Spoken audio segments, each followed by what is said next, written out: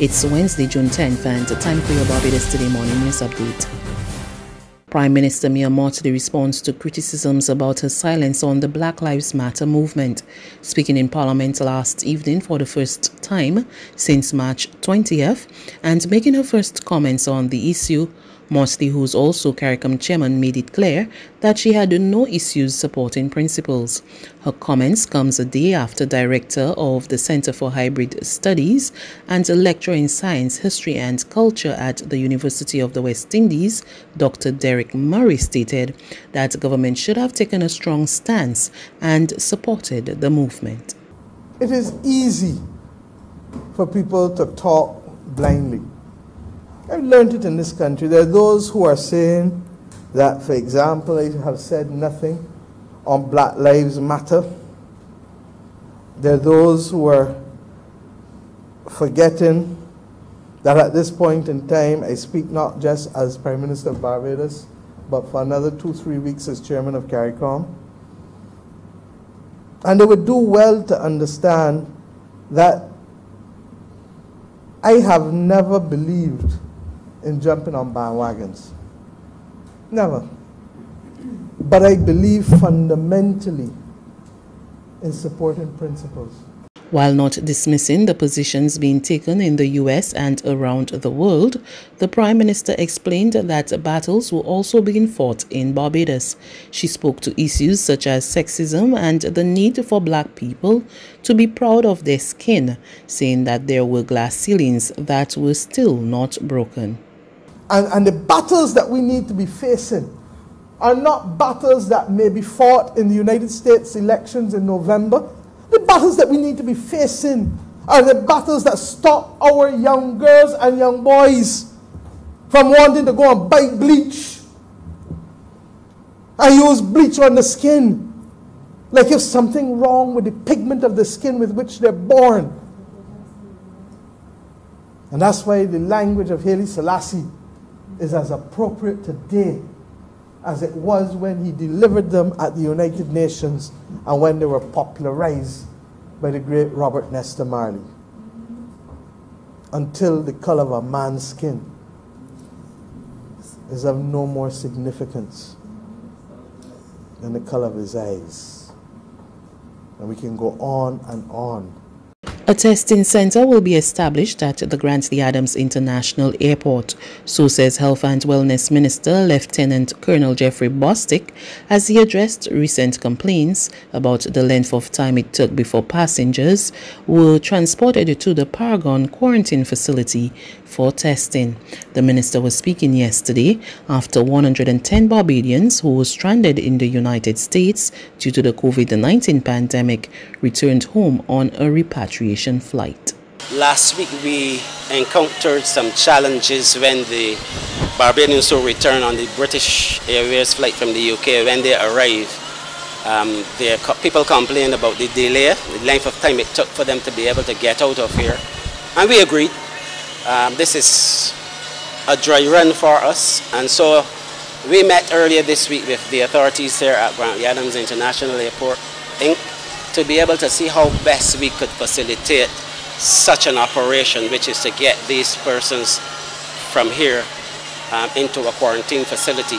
And so the decision was taken that one of the things that we would do would be to establish a swabbing center here at the airport. So persons are actually, samples are being taken here so that we can have some concurrent activity going on here at the airport. While others are being processed, then there are others who are being swabbed, and the intent is that once they've completed the exercise here, it's from here straight to the quarantine centers of their choice, or the ones that we provide for them.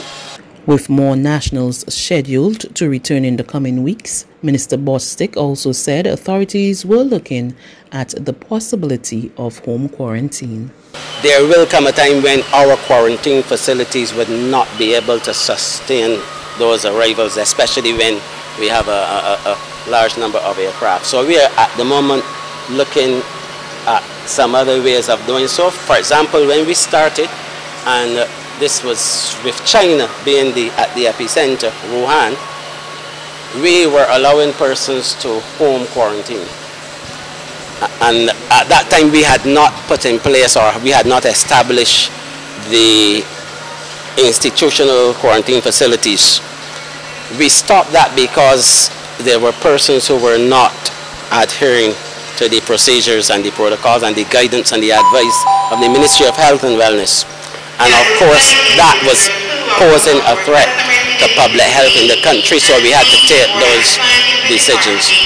We are looking at all aspects at the moment, including home quarantine and how best we will be able to do it, utilizing technology and other things. The Institute of Chartered Accountants of Barbados has called for the recent discrepancies uncovered by the Auditor General to be investigated to the fullest extent of the law. In his 2019 report, Auditor General Lee Trotman revealed the discovery of 8 state-owned enterprises that had paid out almost $11 million in fees to lawyers and law firms under questionable circumstances. In a press release, ICAB'S said it was concerned the discrepancies revealed in the report were not new but had been ongoing for several years. ICAB'S said it was even more worrisome that no action had even been taken against the perpetrators. The Institute maintained that urgent action needed to be taken now to prevent a possible reoccurrence. Tragedy struck aboard the cruise vessel Harmony of the Seas docked in Barbados's waters yesterday. Police say the body of a female assistant waitress was discovered hanging from the balcony in her room. Our Emmanuel Joseph has more. Acting Police Public Relations Officer Rodney Innes told Barbados Today that a stool was found near the body of the 28-year-old woman whose nationality could not be ascertained up to the time of this report last night. Innes said the body of the woman is now with Lyndhurst Funeral Home, which will also be responsible for making arrangements to ship the deceased back to her home. He told Barbados Today the ship's doctor found the body after the young woman was reported missing during the vessel's routine roll call. He said police here are treating the death as a suicide. Emmanuel Joseph for Barbados Today. There's regional and international news after this short break.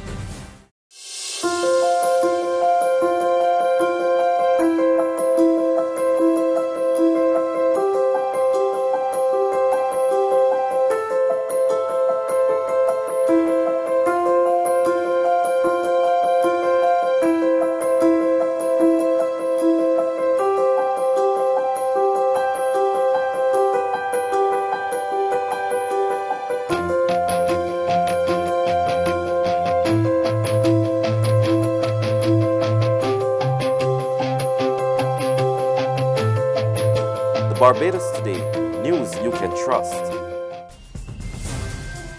To regional developments, Director of the Pan American Health Organization, Dr. Carissa Etienne, has suggested that officials in the Caribbean, Central America, and the East Coast of the United States review their national hurricane response plans and conduct simulation exercises to ensure disasters and COVID-19 responses are aligned.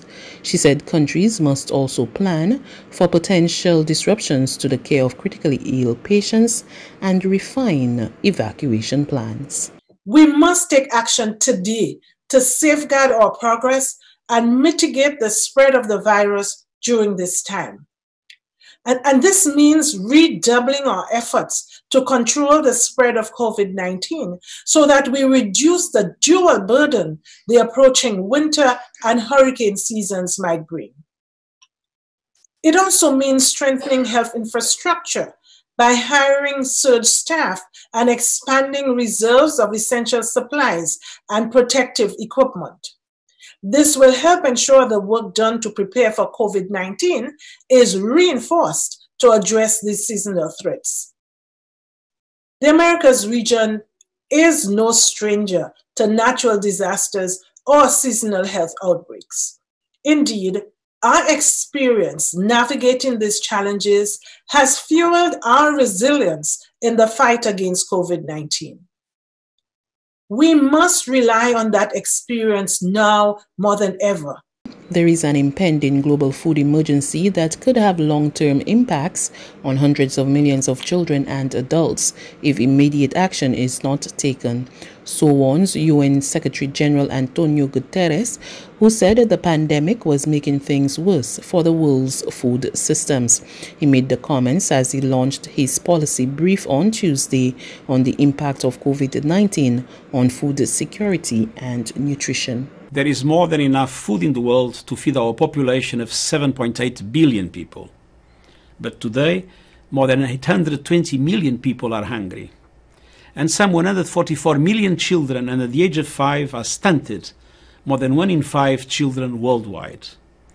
Our food systems are failing, and the COVID-19 pandemic is making things worse.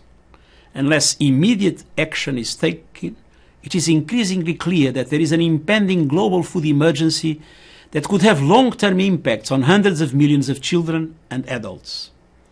This year, some 49 million extra people may fall into extreme poverty due to the COVID-19 crisis. The number of people who are acutely food or nutrition insecure will rapidly expand. Every percentage point drop in global gross domestic product means an additional 0.7 million stunted children. Even in countries with abundant food, we see risks of disruptions in the food supply chain. We need to act now to avoid the worst impacts of our efforts to control the pandemic. That's news. But for the very latest, visit us at www.barbadostoday.bb. You can also subscribe to our e-paper, email updates, or like us on Facebook, and sign up for our breaking news alerts via WhatsApp. We're also on Izumi Media in bus terminals, as well as screenplay at supermarkets and gas stations near you.